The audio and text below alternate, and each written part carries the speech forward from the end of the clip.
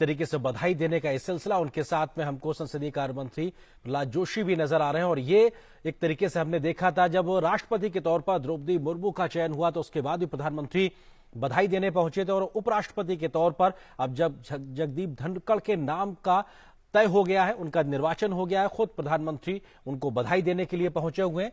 BJP के राष्ट्रीय अध्यक्ष जेपी नड्डा भी उनके साथ मौजूद। ये दिखाता है कि किस प्रकार से अगले उपराष्ट्रपति के तौर पर जगदीप धनखड़ की एक पारी की शुरुआत होगी। उससे पहले जीत की बधाई का तौर पर प्रधानमंत्री खुद पहुंचे हैं। और ये जीत सिर्फ बीजेपी की नहीं बल्कि एक एनडीए की जीत भी है। और निश्चित तौर से ये जीत संभावित जीत से भी बड़ी जीत है, क्योंकि अगर बीजेपी की बात की जाए तो वोट संख्या के आधार पर 400 के आसपास उनके पास में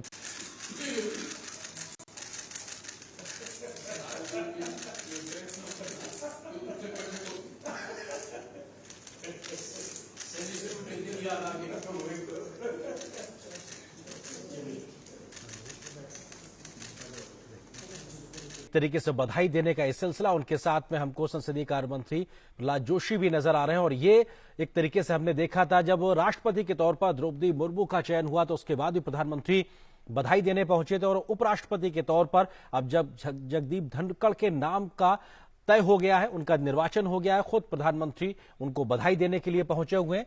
बीजेपी के राष्ट्रीय अध्यक्ष जेपी नड्डा भी उनके साथ मौजूद। ये दिखाता है कि किस प्रकार से अगले उपराष्ट्रपति के तौर पर जगदीप धनखड़ की एक पारी की शुरुआत होगी। उससे पहले जीत की बधाई का तौर पर प्रधानमंत्री खुद पहुंचे हैं। और ये जीत सिर्फ बीजेपी की नहीं बल्कि एक एनडीए की जीत भी है। और निश्चित तौर से ये जीत संभावित जीत से भी बड़ी जीत है, क्योंकि अगर बीजेपी की बात की जाए तो वोट संख्या के आधार पर 400 के आसपास उनके पास में